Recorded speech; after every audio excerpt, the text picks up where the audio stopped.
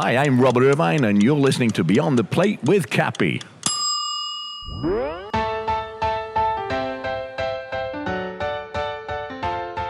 I went through a phase of, it was all about me, and it became very selfish. And I'd always given before. I'd done lots of charity work and whatever, but it was that time that I'm like, you know what? Grow up. It's not about you. It's about what you can do for others.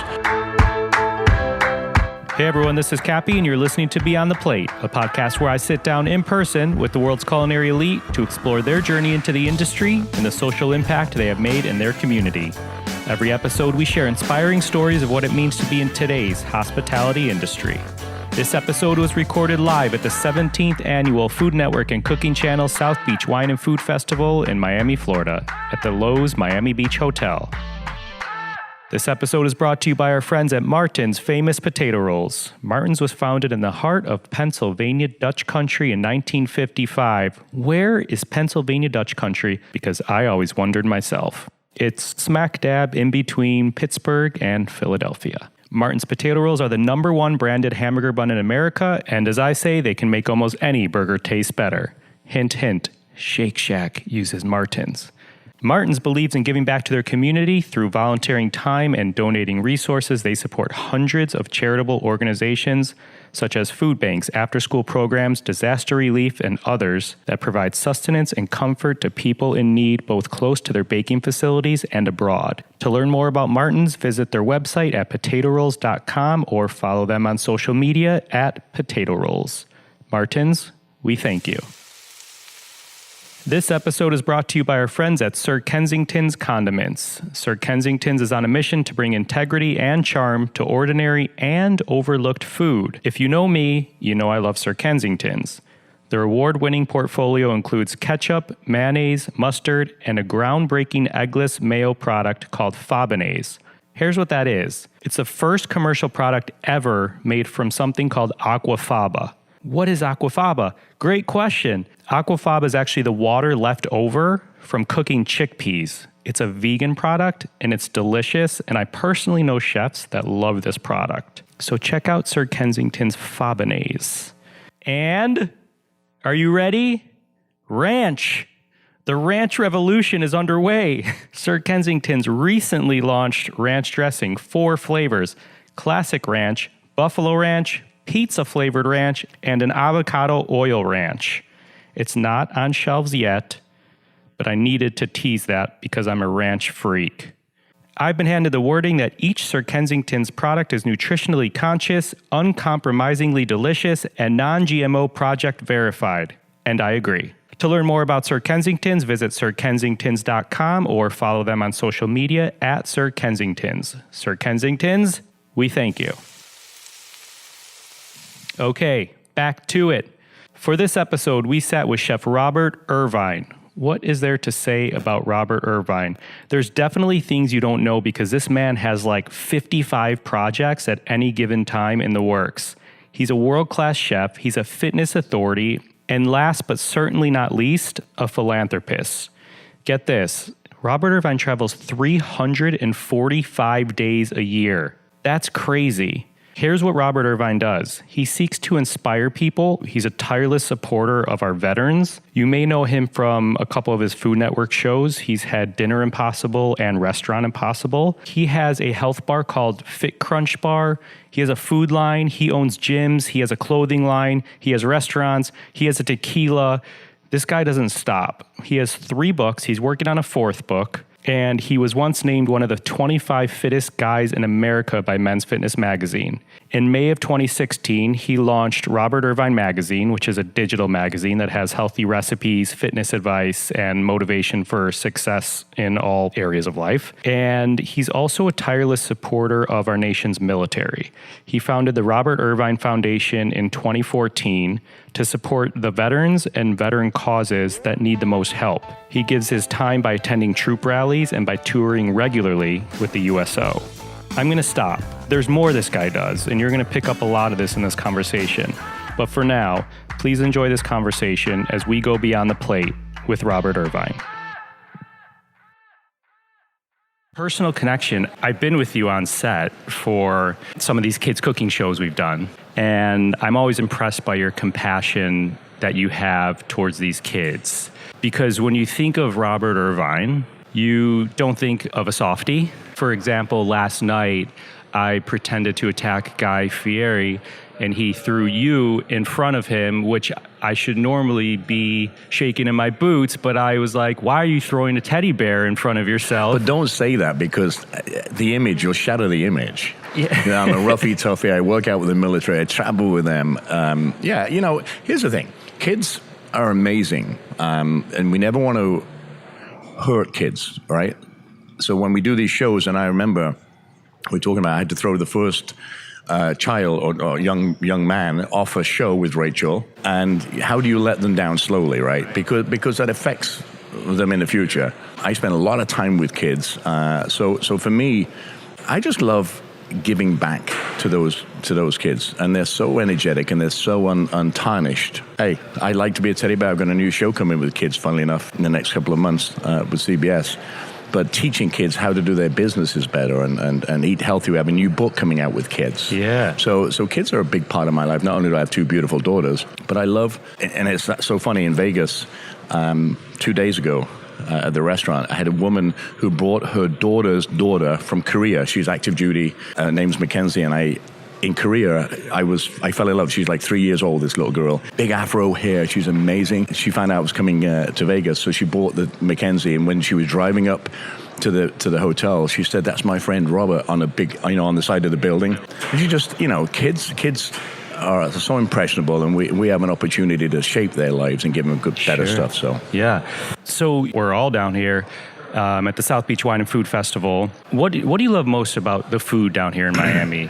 Well, the food scene is so good here, not only for food and wine, but Miami in general is so eclectic. And I think food, people say to me, where's the best seafood? Where's the best steak? You can't say that anymore. Right. In any city, because it's changed. We've had chefs that have worked at good places, gone on their own, come back to their hometowns and open restaurants. And I think Miami is so, if you want to get a great steak, great. If you want to get great seafood, you can get great seafood. There's no such thing as, what is Miami known for? Party. Good food and lots of it. Great Cuban coffee. I was waiting for that. You can't go wrong with Cuban coffee. So Miami's just a fun time for me. Food and wine is where we get to see old friends, make new friends. Is there anyone you look forward to seeing when you come back, or anyone new that you haven't met? Well, I think there's always new people, right? Yeah. Whether it be on television or chefs coming through. But for me, it's a weekend of, hey, you get to see, Jose Andres and all the guys that I know. Michael Me, just great guys that come together because we're all so busy. So when you get to hang out for a little bit and have a couple of drinks and see what's going on and catch up, it's fun. So I know you're a good friend of Guy Fieri, as we said. He's my best man. I was going to say, there was an important role. Okay, I wasn't sure if it was you in his wedding or he was your best man. He was my best man, yeah. Okay, so I'm going to flip the question I had. Is there a piece of advice that he gave you at your wedding? I don't think it was a piece of advice, but it was certainly. But it was a shot of something. It was a shot. It was. I think it was Jack Daniels, but anyway. Yeah, it's usually that or Fernet or something. Guy burst onto the scene. He's a bigger than life personality. Yeah. He's a good guy. Does great things for charities and kids and our military and Yeah, it was an interesting wedding. Yeah.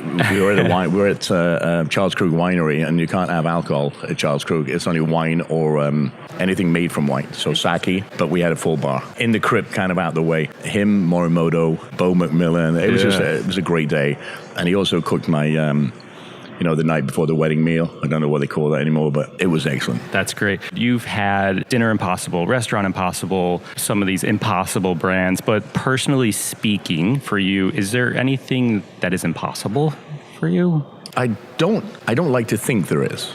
I go into the world and kind of, if somebody says do this, I say okay. When we launched the restaurant in Vegas, we wanted to make a big splash, and how do you do that in Vegas when you've got every chef? Right. So I jumped off a 28-foot building. Literally, I rappelled off the Tropicana Hotel. And the funny part was we jerry-rigged a T-bar, so there's nothing there. We just jerry-rigged it. I said, well, we've got to have a practice because I don't know, what's going to happen. So we got to the Tropicana. I literally harnessed up. I got halfway down.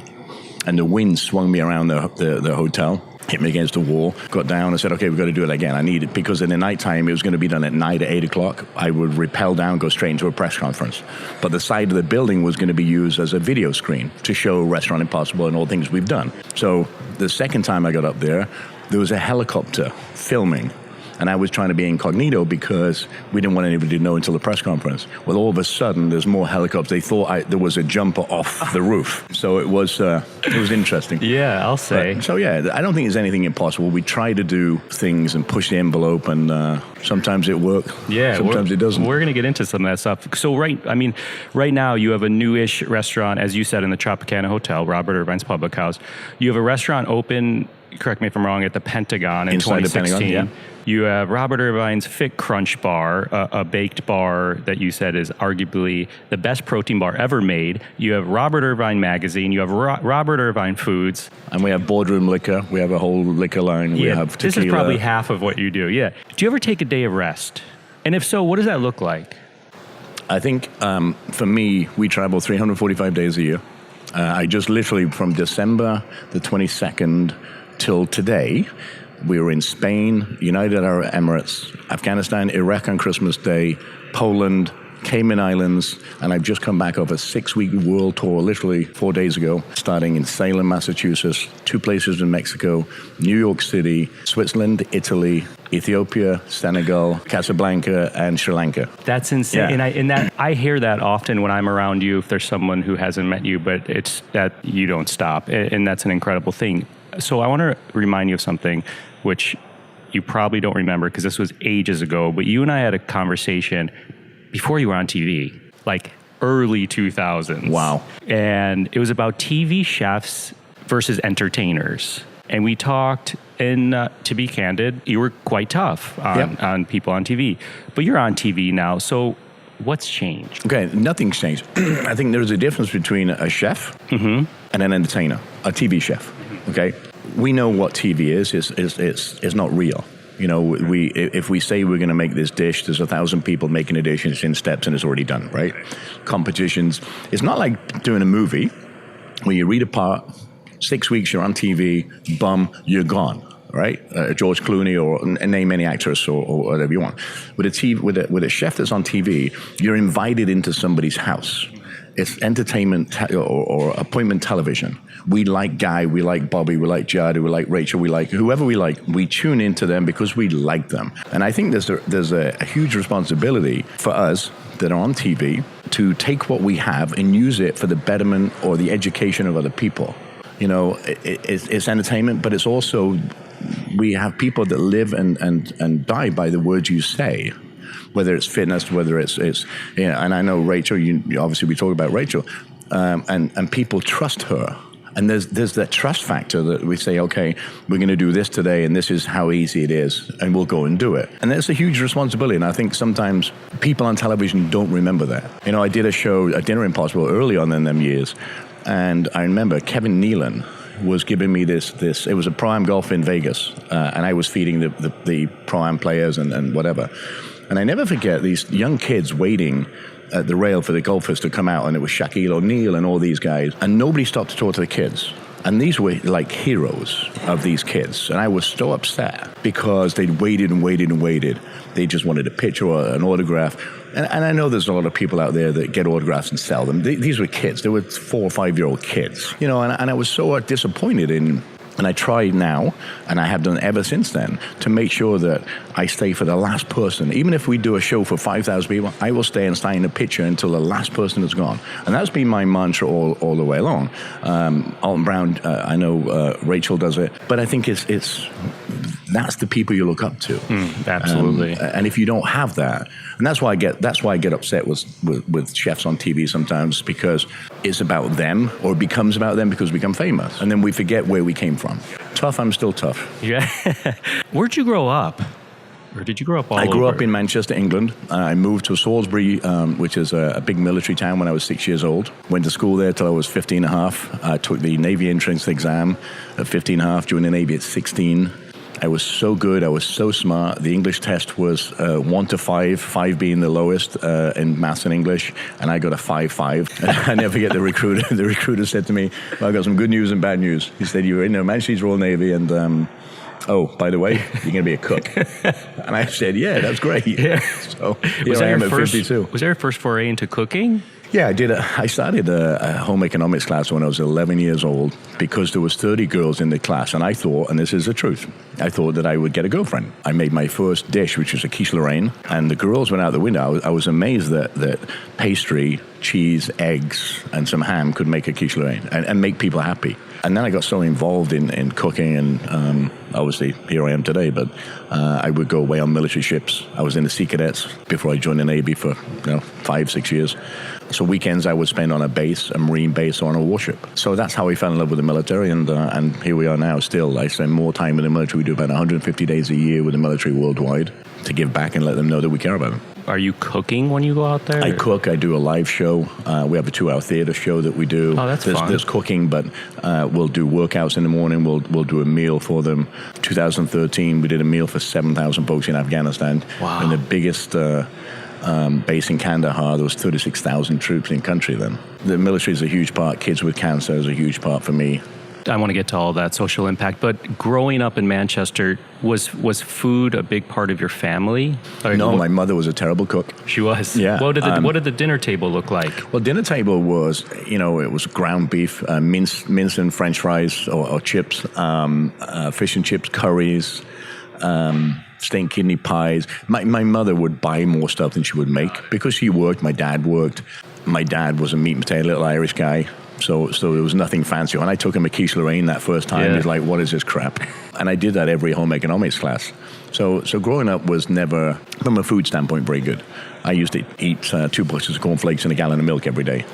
So that was my food, even until I joined the military. And it's so funny because I wrote about that experience in a book. My mother said, oh, the book's coming out. I'm so proud of you. And I said, well, there's something I got to tell you. Yeah. There's a whole chapter about your food. And I never forget it because I asked my dad before he passed away, said, is this true that you used to like your vegetables cooked so you could drink them through a straw? And I asked him seriously, and he said, no, because that's what my mother had told me. He said, no, but I've been married to your mother for 50 years, and whatever she says, I say yes. I'm like, okay. There you go. That's so funny. We talked about you serving in the Navy and on ships and things like that. Is there anything that you learn that you still use to this day? Oh yeah, I mean the discipline and the teamwork and the leadership skills, and that's something that the kitchen uses a lot. We use it in business, but also the military is about a team of people achieving a common goal, right? And you have people in all walks of life, and that's why if you look at Restaurant Impossible, where we ask for volunteers to work. It's the same as the military. We have a group of people from all walks of life that don't know each other but have a skill set, and we have to get them all to work together to achieve that goal. In this case, restaurant was to fix the restaurant, but in the military it was to work and do whatever operations we would do. And I think that stayed with me in the 11 companies that we run. And you talk about protein bars. Somebody said to me, "Oh, you can't make a protein bar. You're a chef." It's in 74,000 locations. It's done really well. So I think the discipline, the teamwork, the loyalty, connectivity of those folks, and caring about them, and the military does that. You're a bonded team, and I think our team now, and I've been out in the military 20 plus years, is like that team in the military. You become very tight, and you live, you eat, you travel, especially the way we travel. I'm just thinking about your schedule. How far out are you? Are you booking like years out? A year, yeah. And that still changes. If the chairman of Joint Chiefs just called me and we'll go in April, we'll do a work. So we have to fit these things in. The chief of the Air Force said, would you look at Maelstrom Air Force Base, the nuclear silos, how they're feeding, because they live down these tubes. So we go out there. So anytime they call, we adapt if we can. How old are your daughters? My daughter, Annalise, is 20. She'll be here tonight. And my youngest one is 16, Talia. She just going to Temple University for pre-med. So they're very smart. They didn't get it from me. That's for sure. You do work in Philly, no? Well, we have an office in Philly. Yeah, that's what I thought. I actually live in Tampa. Okay. Not that I'm there very often, but yeah. With chefs making not so great headlines recently, do you have these talks with your daughters at all? Like, do they say anything? They're pretty. Listen, when my kids were homeschooled, okay. So luckily, I've not been in them environments. I worked with Trump for 4 years at casinos. I've not been in that environment of a restaurant that is the way it's been in years, and why all these people have had issues. For me, and it's funny, that facade of that tough person, I've never been that approachable person, which makes it interesting. So when you work in a casino, there's the chef, then there's all the sous chefs and whatever. So you have to go through all these people before you get to me. Got it. So I've never been put in that position before. I've had lots of talks with my kids about the way they behave. Okay. Right? Because we are watched. If they're out, smoking, drinking, and by the way, they don't, because they're 20 and 16. I'm not saying they don't partake in a beer occasionally, because they do, but they're normally with me. But they're good kids. So again, people know who their dad is. Mm-hmm. So we always have this, hey, just remember when you go out, you're representing not only your family, but also the military and all the contracts that we have. So they're watched as much as I am. And they get it. Clearly, fitness is important to you. How long do you train? Do you have strict eating habits? And how do you come to a festival like this? This is a bane on my training, for sure. I normally work out 1 hour a day, and it's one body part. So I do 30 minutes cardio, and I work one body part, 4 exercises. Eating, I eat about 7 meals a day, small meals, really? Every 2.5 hours.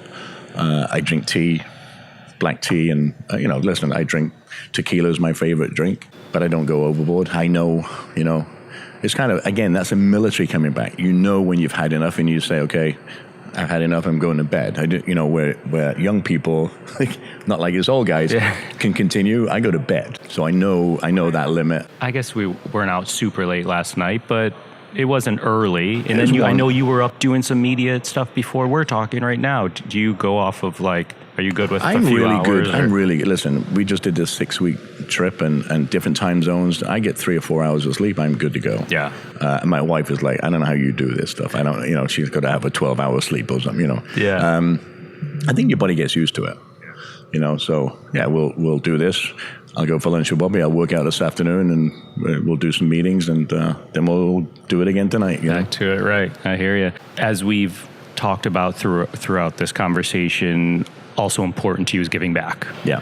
And it's a huge part of this podcast, social impact and community and things like that. So I want to touch on the Robert Irvine Foundation. Mm-hmm. What's the main focus of that foundation? The main focus is to take care of our military families, wounded warriors, and kids with cancer. That's the mission statement to help those folks. So what does it do? Well, we are partnered with Gary Sinise. So Gary Sinise Foundation, Robert Irvine Foundation. We do about 15 events together a year. So we do what we call Invincible Spirit Festivals. I cook for 10,000 at a time at the hospitals and bases around the country. Gary puts on a concert. In fact, we're looking right now to do one in Germany, May time. And I think we raise money and we give out grants every year to build homes. I work with Gary. We give Gary a lot of money. We built 74 homes for severely handicapped warriors. We buy dogs from puppies to be trained for post-traumatic stress. We have 2 right now, Apollo and Reagan, that are being trained right in Tampa with Valor service dogs. We fly people to, museums, World War II museums, to DC. We buy things for, the homes, welcome home parties for the troops. So basically, we get a couple of thousand asks a year of money. We work with TAPS organization, Transition Assistance Program, Tragedy Assistance Program. So I think that we cook for Gold Star families. There's an awful lot. It's too much to say in one breath, but we touch every facet of Congressional Medal of Honor winners. We do their dinners every year. Special Operations Command. We literally do everything military and veteran and family driven. What was your aha moment for this? You grew up in military and service, but when did you realize that you had to give back? I think, and it's kind of interesting, and this will probably shock you, or may shock you. I'm this righteous guy that I just said about TV chefs, right? So when I first started, and I never forget it, it was 2000 when we did actually hear the Food Network Awards. So first time I met Rachel. I sat there for 6 hours. It was the worst program on the planet. I remember that. Oh, my goodness. At the Jackie Gleason Theater. Yeah, exactly. Dinner Impossible was a hit at that time. It was new because it wasn't a dump and stir cooking network. It was action.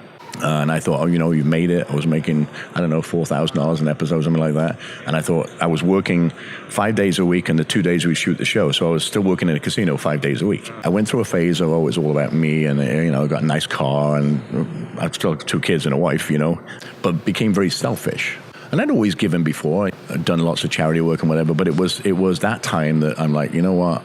Grow up. It's not about you, it's about what you can do for others. And it was that moment that I threw myself into a lot more charity stuff, all military-driven and kids-driven. We worked with Sinise and all these other folks, so I think 3 or 4 years, I can't even remember how long ago it was, for maybe 4 years we started the foundation, which to start a foundation is a lot of work, a lot of paperwork and a lot of ridicule, a lot of scrutiny, and so there should be. But we give 100% of the money we make away. I pay for the charity, out of my own pocket. That's so incredible. Stamps and everything else, and people. And I think that was the kind of, hey, wake up, it's not about you. And since then, we work tirelessly. And I mean, if we get some spare days, I'm like, okay, where can we go? Food bank in Vegas. We can go. We can do some, whatever it is, or we can go and see some kids in hospital. Or I just think it's again, I talk about responsibility. My kids go to soup kitchens. They work. I don't ever want my kids, because I never had it. They get it. You've instilled that on them. Okay. I want them to understand there are people less fortunate out there, and we live that. It's not something that somebody says because it's a radio show or TV show. We live and breathe that, our whole team. So I think they have grown that way to understand that they're privileged. We get to come to Miami, we get to go to Disney, we get all these things that other people don't do. So A, respect it, and B, work for somebody else. And it's so funny because both of my girls are doing that. Like my 20-year-old Annalise has just finished she's going to a doctorate, so it would be a master's in pediatric speech pathology. So she'll be going to Boston this year to do a doctorate. And my little one, as I said, is doing pre-med. So they're both into giving back in medical field, but in a different way. I think they get it. And I think the more we do, the more fun it is. It really is. And I can tell you, when I write a check or checks to give these folks away for the different foundations, there's nothing like it. It's such an elating feeling when you're saying, so we paid for a part of a bone marrow transplant. The young lady had stage 4 cancer. She actually passed away. And that was a huge thing for me because I'm very close to their family. But we made money to be able to afford that for them. So I think that's what it is. That's the stuff that keeps on giving. I want to be very honest with you. This sounds silly coming from me to you, but I've been stressed as hell for my work and different projects I have going on. And I knew I needed to hit the ground running with getting prepared for this interview and the other ones we have coming up. I was feeling cloudy. I was feeling a little stressed, and I'm like, all right, I just got to start. I just got to do this. So I started reading the material on you. And I came across this paragraph on your foundation website, and I wanted to read this because it literally gave me the chills reading it and just kind of cleared all the crap out of my mind. It says, since the foundation's creation, we have fed over 125,000 wounded warriors and their caregivers through our partnership with the Gary Sinise Foundation, supported the building of smart homes for severely handicapped service members, and funded a number of local and regional programs designed to bring joy or lighten the burdens of our nation's heroes. You must be very proud. You got me crying, Jesus. You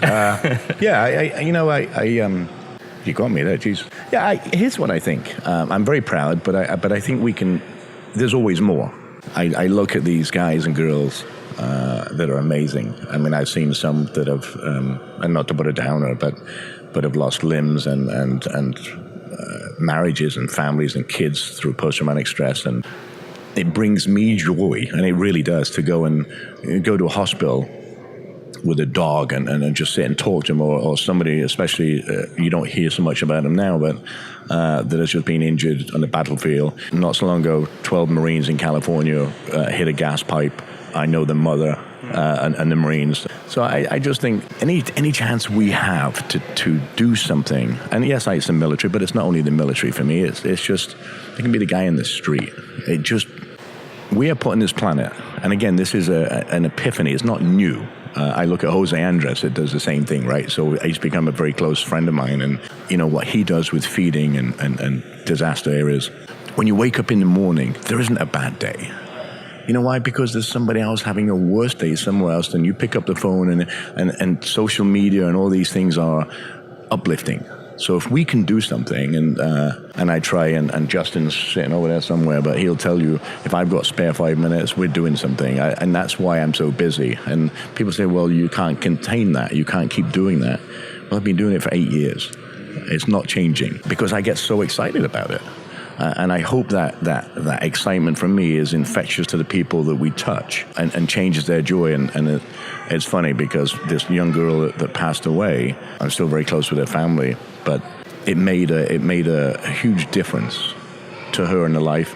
And when we did a Dinner Impossible, we were doing a Paul Newman camp as a special. And there was, these are kids living with terminal illness. And just to see their faces and I had one young man who wasn't even at the camp, a 12-year-old guy came with a book for me to sign. Mark Summers and myself, we stopped the filming. We showed him around, and I said, is there something that you want to do that you can't do? And he said, well, I want to go on a pontoon boat. There's a pontoon boat literally 5 feet away from us. I said, well, why can't you? He said, well, they won't let me. And I said, who won't let you? It was the program director. I said, well, we changed that right now. The lake was 5 foot deep. I said, well, I'm 6 foot.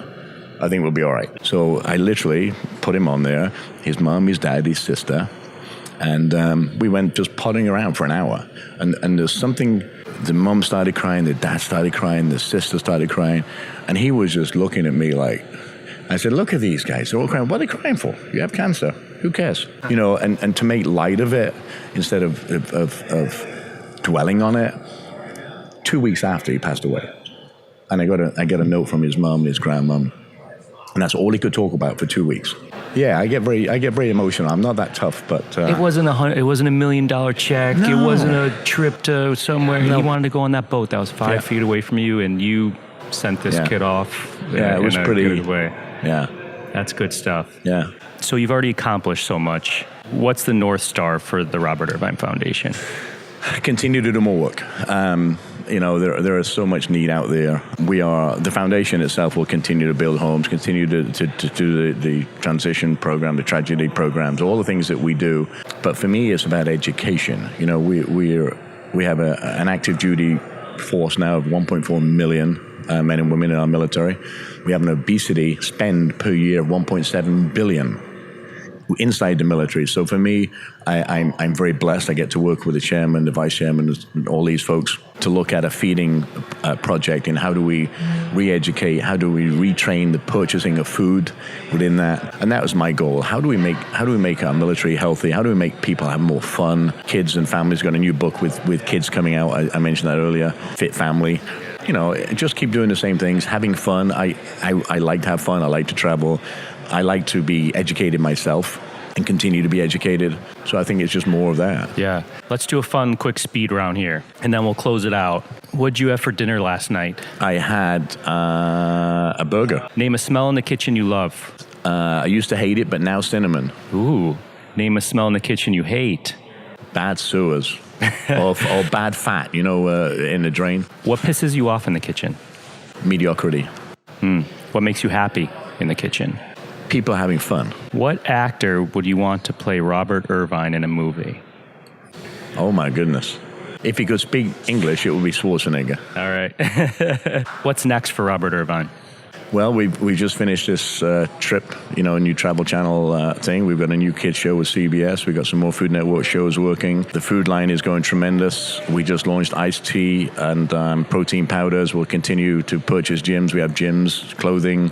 And again, all these things, we take a percentage of all the products that we do, and it all goes into the foundation. So again, the more we do, the more we help people. And I just think continue having fun and living life. Awesome. Thanks a lot, man. You're incredible, and it's really a joy to hear from you, and I'm really excited for people to check out this episode, because for those who don't know what you're up to, I think their eyes are going to be wide open. Yeah, and we don't really talk about it. People say to me, why don't you tell us more about all this stuff? And I'm like, well, it's not about me, it's about other folks. And I don't ever want my charity work to be the headliner of Robert Irvine. I just want people to go out and make a difference. If every one of us, right, did one good thing for somebody less fortunate every day, our world would be an amazing place. And it doesn't have to cost money. It could be listening, helping people across the road, opening a car door, just saying, hey, tomorrow's going to be a great day, and give them a hug. Perfect. Thanks, man. All right, man. I appreciate it. Quote, if every one of us did one good thing for somebody less fortunate every day, our world would be an amazing place. Thanks again to Chef Robert Irvine. Find more on him at chefirvine.com. Join us next week when Beyond the Plate presents Just the Plate, a short segment where chefs describe a dish that is meaningful to them. Find me and keep up to date with this podcast across all social media platforms at On Cappy's Plate or go to beyondtheplatepodcast.com. Beyond the Plate is on Twitter at BT Plate Podcast and Facebook. Season 2 of Beyond the Plate is presented by Martin's Famous Potato Rolls. And a big thank you to our partner, Aisle 8 by Flavor Gallery, who supplied all of our signature hats and t-shirts to our Beyond the Plate guests while we were down in Miami. These will be coming to the Aisle 8 by Flavor Gallery site soon. And another little heads up, Robert Irvine has a new collection with Flavor Gallery, some super fun tequila-inspired t-shirts. So go to Flavor Gallery, that's FLAVOUR, flavorgallery.com to check those out.